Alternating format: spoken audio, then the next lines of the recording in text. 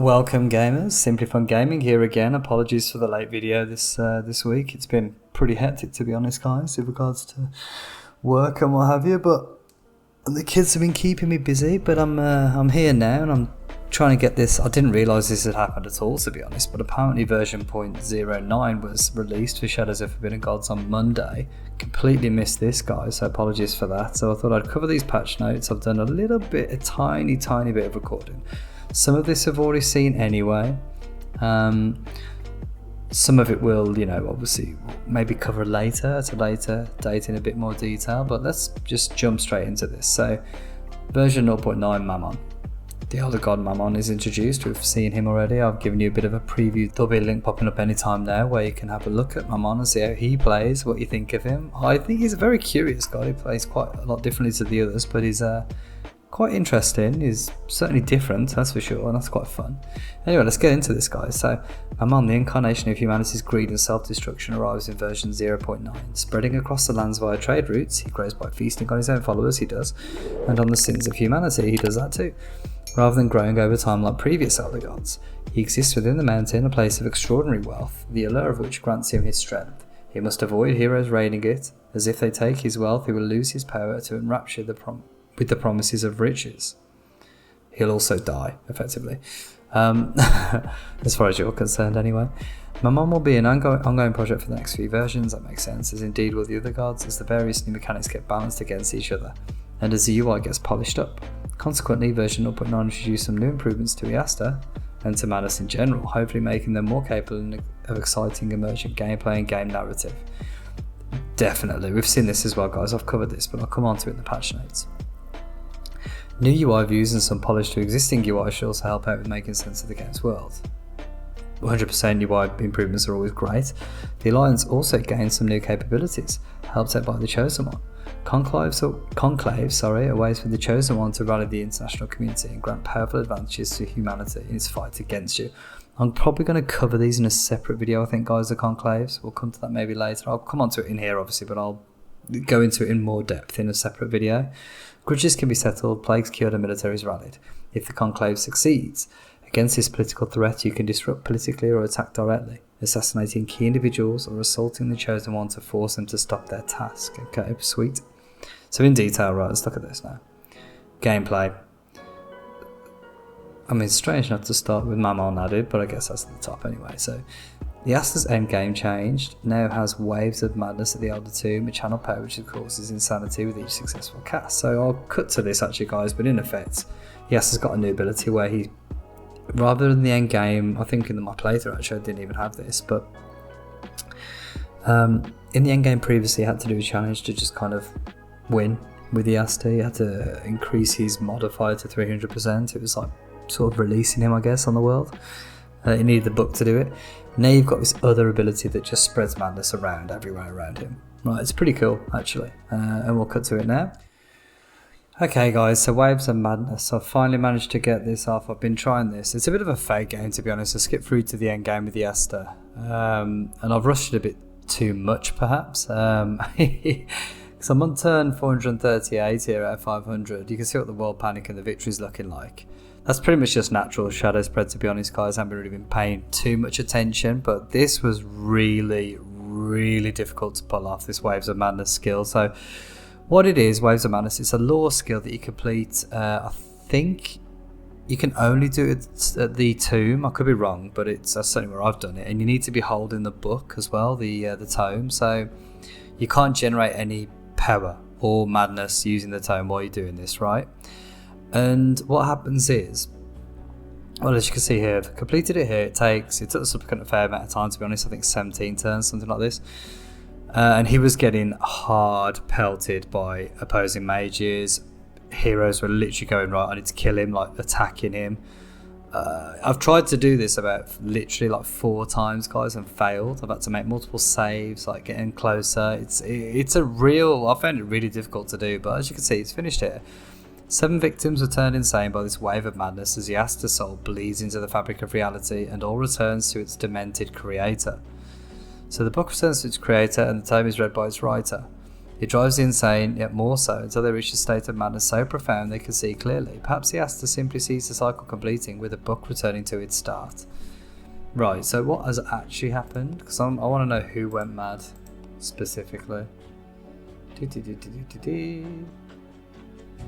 We almost got killed then, by the way. There's a chandler trying to kill me down here, I think. I managed to avoid that. So who's actually gone mad? I'm assuming you, yeah. Oh yeah, okay, Mad Queen as well. Mad Baron. Are you mad? Mage, you are not. But it seems to accept people in effect, rather. Yeah, people in a certain like periphery around the. So let's have a look at this one. Did it count my? No.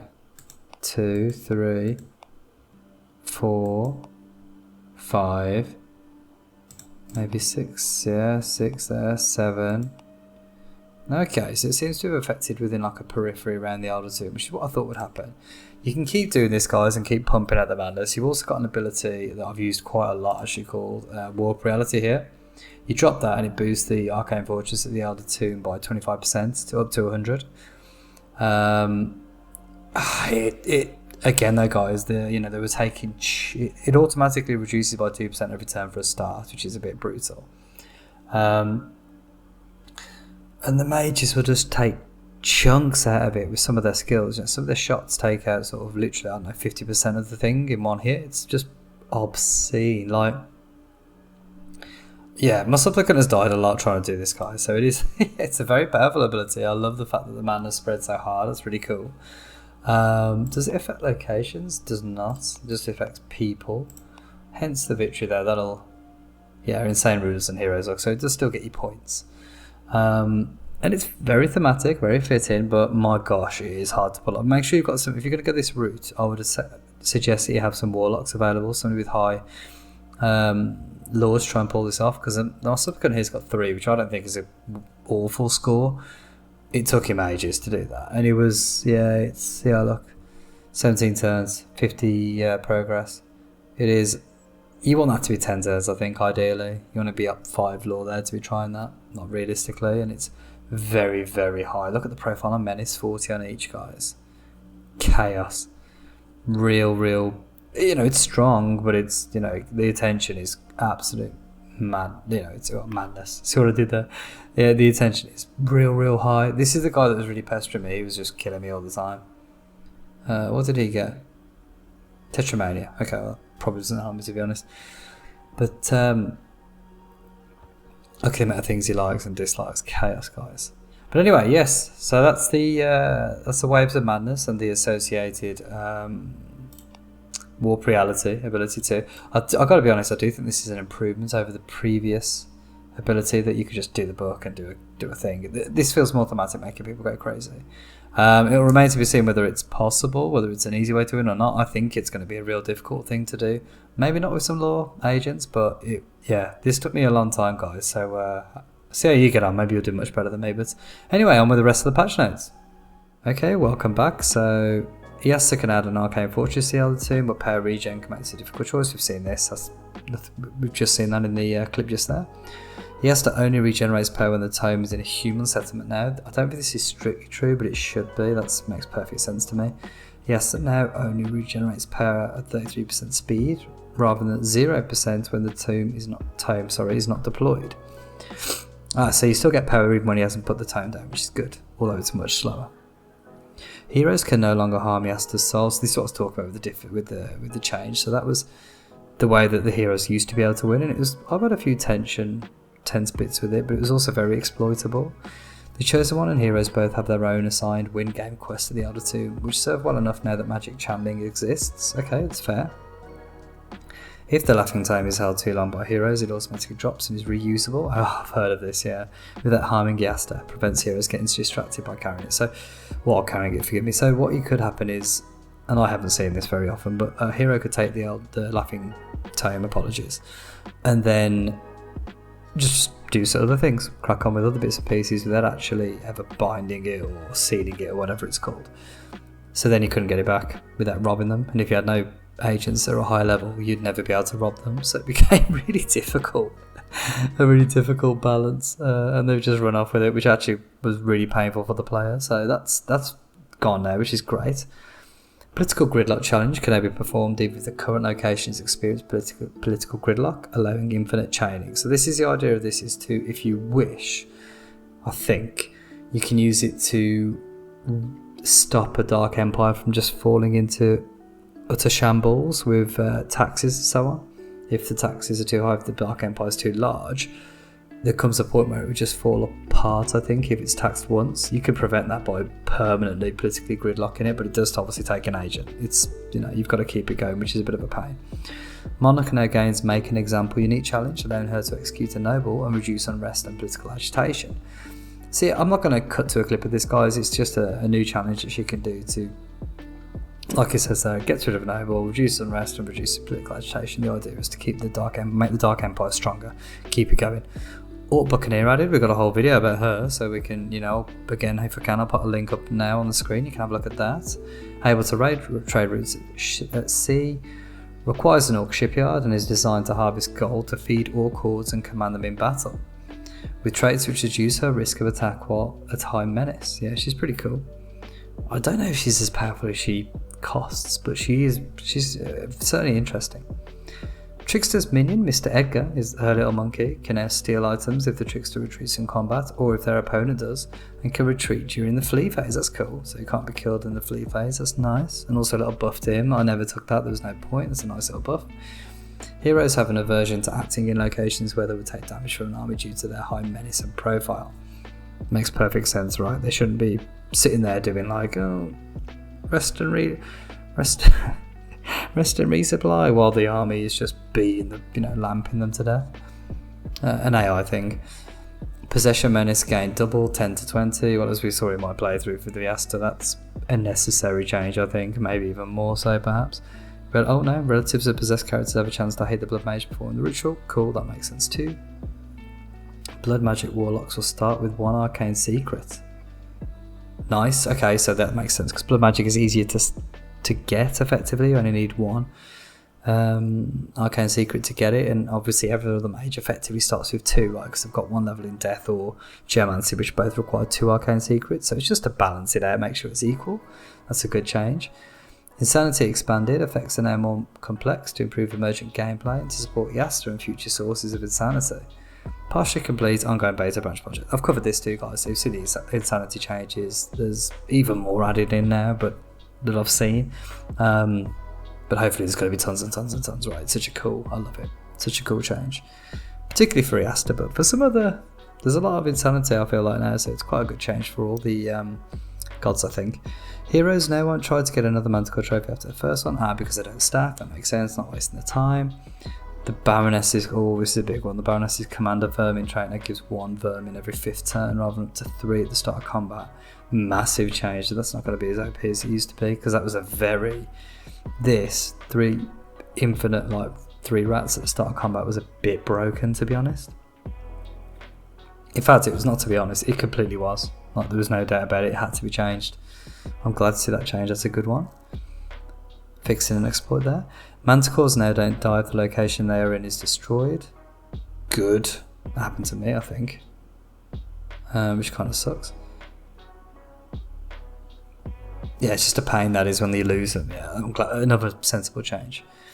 They're not really connected to the location, they kind of move about, I think. The Dark Empire and opening theocracies allow your agents to take/give to nobles freely by setting the Rob Treasury challenge to a 001. Oh, menace profile complexity. Cool. Right, okay, that makes sense. So in Dark Empire / theocracy, you could just, which is opening, next god to be played, guys, by the way. You could just give or take money as you wish, which, you know, makes sense, to be honest. Useful to give, but why you give money? You give money to help reduce the unrest, potentially, if they have it, obviously, if it's a Dark Empire. The First Daughter now requires a standard... Oh, we've seen this as well, I think. The First Daughter now requires a standard challenge on Human Soul, replacing previous event-based trigger system. So previously you'd have to go back into the... You'd kill a thing, you'd leave, you'd go back in to trigger the event, which was really unintuitive. Now you kill a thing and you get a challenge to do it, to make the First Daughter, which is good, much better. I think I've also seen as well, you can actually mod challenges now, but I don't think anybody's done it yet, but you can actually mod challenges into the game, which is crazy good, I think. Human armies will attempt to avoid overcommitting by avoiding engaging armies which are already under attack by sufficient other human armies. Okay, cool. So balance on the AI there, that's good. Always useful. Human armies will remain at base if enough of the nation's military has been deployed against a lesser foe, allowing some to remain as defensive reserves, also useful. Human geomancy can now be performed by agents. Yes, this is an interesting one. So you could do Nurture and Bountiful Harvest, which is the heroic equivalence of the geomancy spells. The reason you could do this is, again, you can use that on your Dark Empires, your Theocracies, to make them even better. Minerva Choking Spores slowly decay over time. Yeah, that makes sense, because that was quite strong actually as it was. It just sat there forever, sort of semi-interrupting heroes. Human nations will gain motivation to perform a war on a threat against a nearby nation which has a high menace points of interest in one or more of its settlements.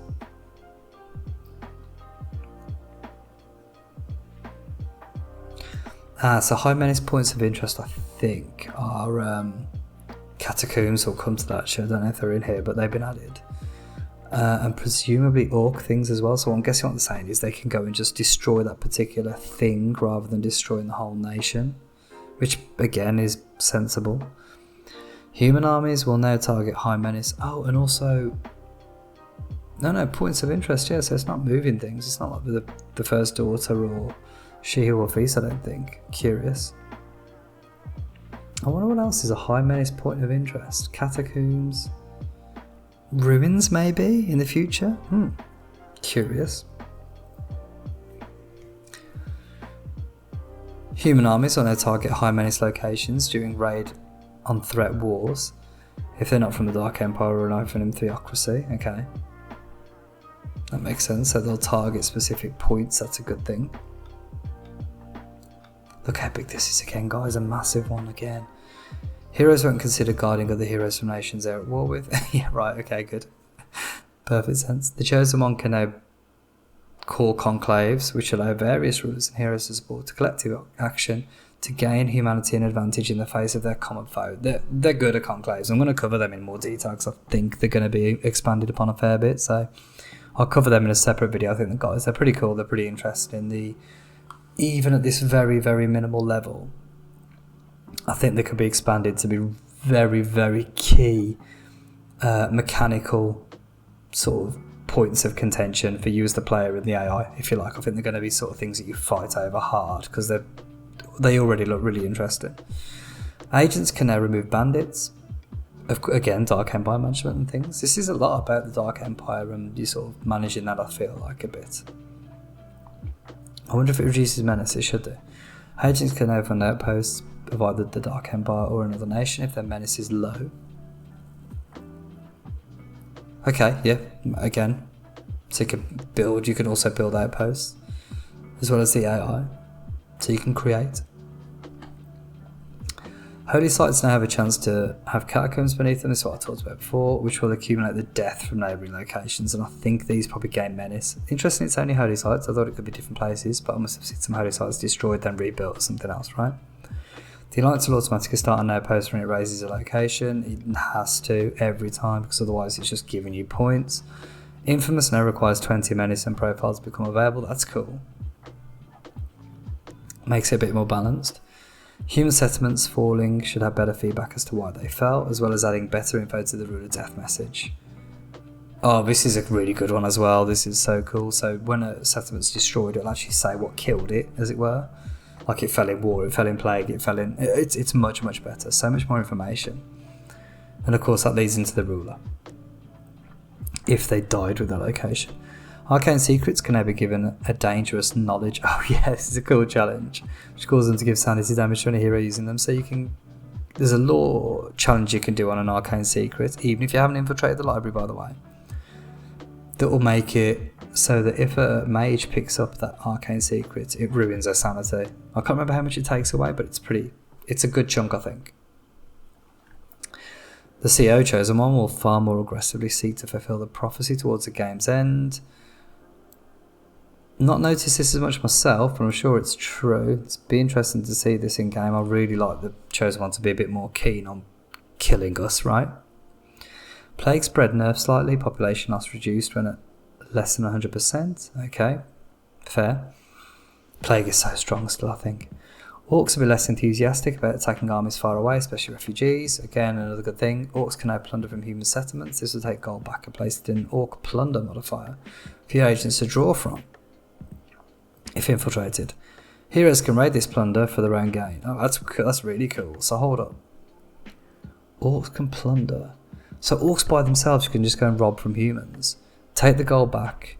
Can they use it to upgrade themselves? Doubt it. But then we can use it to upgrade them if we have infiltrated. That's a really good thing. And heroes can just go back and rob it, which is also smart. Yasta's just to game sanity damage goes from 7 to 14. It had to happen as a balance thing, but it was just pointless at 7. Yeah, I think it's a 3 cost. Needs the hero to be attacking. Who cares? I don't think that's enough, but it's something, I guess. Mammon's armoured populace now generates seal breaking points for Mammon while they fight and raise. Oh, good! So I complained about this actually. If you remember in our Mammon preview, I went, well, hold up. This isn't actually a good thing for Mammon. This populace is a trap. Looks like that's been changed already. That's fantastic. Humans who die under the hunger can now be returned to life as a full vampire, who will automatically spread shadow. Vampires feeding will often cause the hunger in a hero or ruler, who might then one day also become a vampire. This is really cool, guys. So I'm going to cut to a clip of this where we can see the hunger in action, but it's as cool as it sounds. It's difficult to do, but it's really, really cool. So I've used the hunger on Sir Fanang Shiko, and he's gained this curse really. So he's cursed to feed on people, which is pretty sweet. And you can see here every so often what happens periodically, he'll get this event here, the hunger. So he's fed on someone. He's effectively a vampire.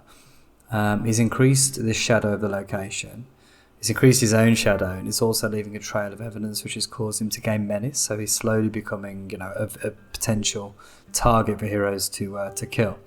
I've got to be honest, this has taken me a good portion of the game. I wasn't focusing only on this, but I did put a fair bit of effort into it. And as you can see, it's taken me a good, it's a third of the game effectively. So it's 2/3 of the game. So it's not easy, this one, guys. It's a pretty difficult thing to do. Now what needs to happen is this guy needs to die. I can kill him, he can be killed by heroes, whatever. And then if I have a death 2 mage, I can summon him. So I'll try and get that done hopefully before the end of this game. We'll see how we get on. We'll cut back in a second.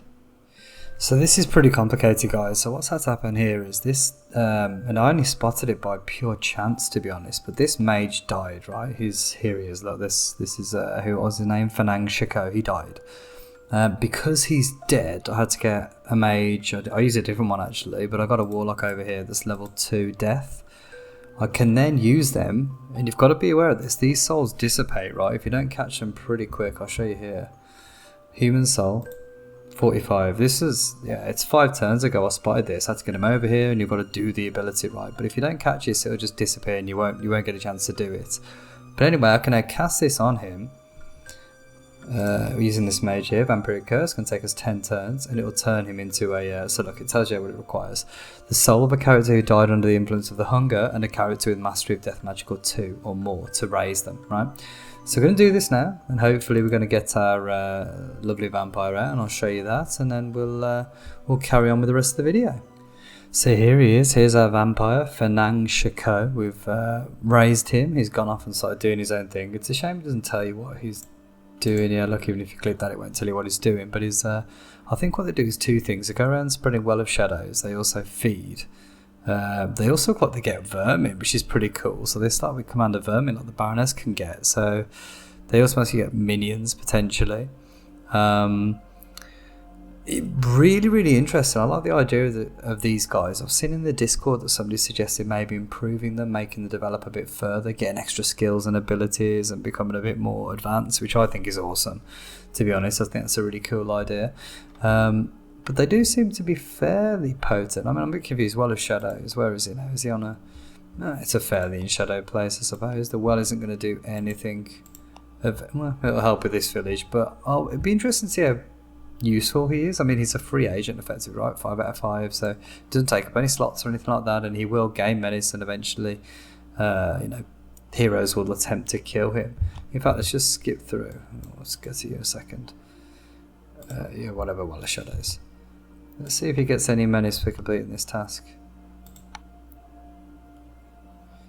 Shadow driven back, we're not interested in that. We're not just interested in that either. What are you doing? You can infiltrate the market.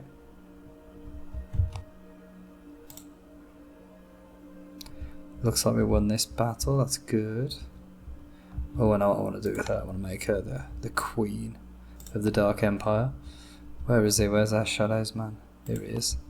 5 turns left. It's called Dark Coronation, I think. Why can I not? 200 gold? Oh my word, better rob the place then. What's the gold here? Perfect! Yeah, I'll take that, thanks.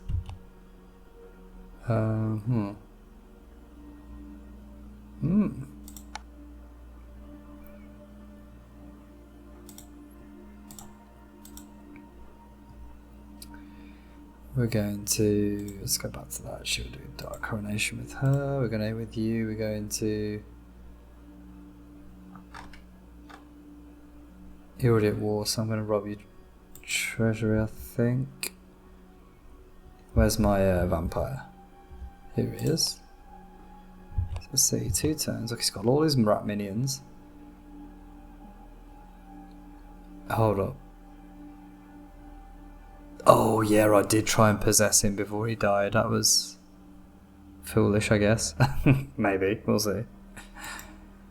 Oh no, it looks like I've done it. Hold up. Have I? Oh, it looks like you can't possess the undead, right? That's quite cool. But you can cheese them off by the looks of things. We'll do lore again. Where is this? Here it is. Yeah, look, 3 profile, 10 menace, so it will stack up, and eventually he'll, likely be killed again. But it's just another thing. In fact, let's find out where he goes. I'll just do this, mate. Explore the ruins, I'll do. Death overflows. Oh, sweet. I love it when that happens. It's free casts. For those of you that don't know, great artwork as well. Just do something. Just stop being annoying. You go there. You're doing that. It's gonna take it forever. You're exploring that. Where's my vampire gone? Traveling to the city of Six Use. Where's that? Six Use. Right. Hold up. City of. Oh, it's here. Oh, so he's going to try and presumably do something. Let's have a look, see what he does there. Oh my word, why are my guys so good at things? Stop it.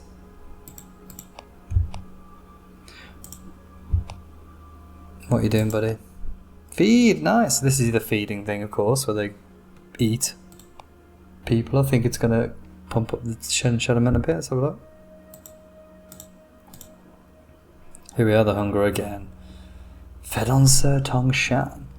Oh, of course, I forgot this, guys. Oh my god, right. So, when a vampire feeds, does the hunger, unlike normal quote-unquote humans, I guess they're not quite true vampires at that point, but when a vampire does it, it spreads the hunger to someone else, right? As you can see here, look, so Sir Tong Shan now's got the hunger as well. So that means that they're going to also gain... Oh my, this is... I love this. This is so cool. Is it on HP damage? Maybe not, I don't know. But look at this. So now what's he going to do next? Oh, go away. Go away. He's going to perform other shadows again somewhere. Hold up. We'll take that. Dismiss. Challenge of the shadows. These, I mean, hold on. No, 31, it's okay. If you like shadows, I suppose. Explore the rooms again. That's really cool. And then look, she has the hunger. Uh-oh. So she's got all these things, but eventually she will feel the need. Get it? To feed. which is totally cool. So hold on.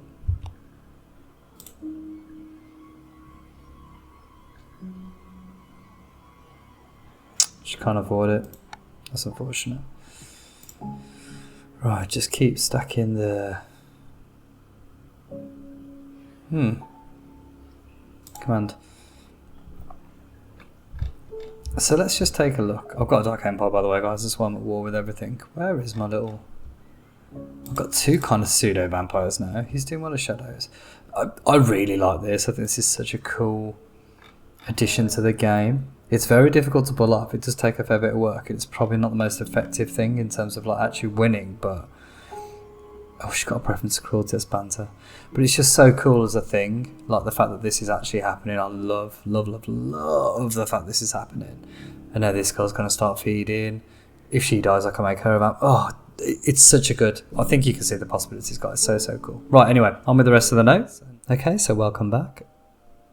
Access cache challenge now gives a description of the contents of the cache. Makes sense, right? That's really useful, actually. That's a fairly minor thing, but a really useful thing for the player. Gas in shadow is now blocked by wards, and they will avoid trying to in-shadow a warded location. Again, makes sense. I thought it could bypass wards. Obviously, that's been changed now. Yasta's Waves of Madness Tomb Challenge no longer affects gas, deepons, and... right, yeah, you could make those mad. The deepons, orcs, gas, you can make them mad with the effect. It didn't do anything in game, it just... You got a pop-up saying they were mad, which didn't actually do anything, I don't think, but it was, yeah, kind of funny. After the game is won/lost, the heroes can no longer perform the win the game quest, and the chosen one can gain Shadow and Menace. Okay, so you can have a bit of fun after you've won the game, or... Presumably... I would have thought when you've lost the game is just over, right? So you can't do anything to either the CO, chosen one, or heroes, but curious. Heroes with the hunger will now have a bias towards avoiding feeding in high shadowed areas unless their hunger is high. Okay, so they want to spread the shadow is what they try and avoid the high shadow areas, that makes sense. The hunger / vampires, right? Trickster unique abilities reduced in Menace, that's good because they were a bit painful to use. Plague growth speed now scales with difficulty. Good, actually, that's quite a key. I might play with this, that's very interesting because Plague is so good right now. On default. And a bit harder difficulty, maybe if you crank it up more it would become less key. Other, right. Let's take a look at these then. So the mountain no longer has status effects on the map to allow its unique art to be seen. Oh, lovely. So just prettiness, we like that. If you dismiss a message type, it will not show other messages of the same type, which were generated in the same time. Oh my god, that's so good. Such a minor thing, but I don't know if you... So if you got like a message war, and you were like, I don't want to see any war messages, go away. You click it, so like that button, say go away, but then you get like another message, another message, another message, another... You know, if there's 4 wars, you just have to wait, and then you'd never get one after the turn. That's actually quite a cool thing, this one. The game options screen now lets you return to the main menu. Oh, yeah, simple enough. So when you start a new game, you can go fully back if you wish, which is useful. It should have been in from the start, to be honest. Added house map view, added shadow map view, added ruler shadow map view. What are these? I'm guessing it's the F key. I haven't seen any of these guys. I'm guessing it's the F keys, probably if I was guessing. F5, 6, 7 and 8. 5, 6, 7 rather. This is good. Modifiers are now alphabetically sorted, so when you're searching for the many different map views, you can actually see them in order. So like Human Soul is, you know, below Arcane. Arcane Secret is almost always top, I think. Yeah, it's just alphabetically sorted. Way better. Bugfixes, let's have a look at this. Yasa's personality manipulation powers now work on rulers, as the tooltip said, excuse me. But I will add to this, it's incredibly broken. It's so easy now with the Yasa just to win the game. You can make rulers. Love cruelty, love combat, love whatever you like, and then you can fascinate them, make them obsess with that, and just you can ruin their lives. It's way too easy as it is now, in my opinion. I think it needs to be tweaked so it's more dependent on either power, it costs more power, or I think I've seen this suggested actually in the Discord, but requires infiltration or requires math, just something to make it's too easy. It makes the game far too easy. Like you can just make you know, a queen or a king, a chump, right? You can just manipulate them how you want. It's bonkers. Fixed possession being used by the chosen ones, that can't be done anymore. Sad face, but kind of, yeah, makes sense. Fix the fascination location madness outcome to prevent it from giving infinite power. Gutted. So I'm guessing if you had enough fascinations, it would just stack infinite, like you get 10 power of return or something crazy. The chosen one won't have a motivation to attack heroes from the at war or international relations cause if their home is a Dark Empire or Opening Nation.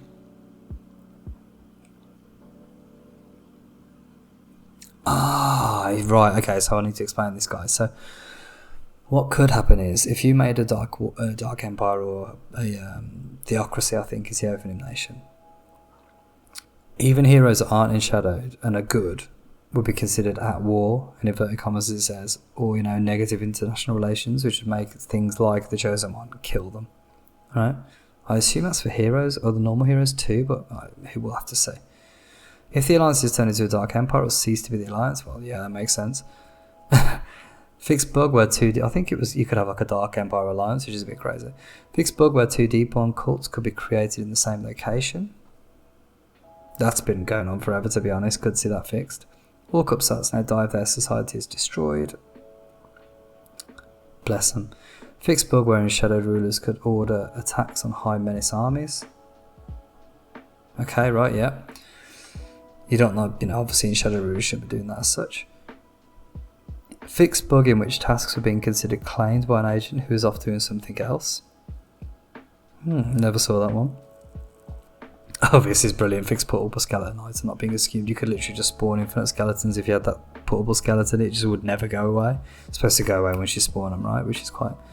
But yeah, you just didn't, so you can just keep spawning them, which is quite funny. Fixed issue with hero location for personal abilities, such as feed being incorrectly set. Okay, I never saw that. There we are. So, another cracking. Look at this, how hefty this is. And this doesn't really include Mammon at all here, which it should. Like, there should be reams of information about Mammon. Guys, it's another great patch from Bobby. Give him some love, give him some of these rating ups and what have you. Make sure you comment on it. On the Steam page, I mean, too. And yeah, what a absolutely fantastic... I mean, it's got a bit of love here, 125, that's not too bad. Another fantastic patch. So go out there, play as Mammon, now he's in the official normal branch. Have a go with the new Madness stuff, see how you get on with that. And maybe see if you can get some vampires too, because they're pretty fun and crazy. Maybe not the most powerful, but still fun and crazy. Anyway, guys, as always, thank you for watching. If you'd like to see more, please subscribe. It really does help the channel, guys, especially when I'm just pushing up to the 1,000 mark. That's what I'm really trying to get to. So if you can, any help with that would be very much appreciated. Hit the like button if you like this video. Apologies again for the delay in my getting this video out, guys. It's been a very busy week, and the next few weeks are pretty bad as well, to be honest. So apologies for that. I'll try and squeeze some videos out. As and when we need to start the opening playthrough, I need to continue playing some games that I started and haven't continued since. But yep, as always, guys, thank you for watching, and hopefully I'll see you on the next video.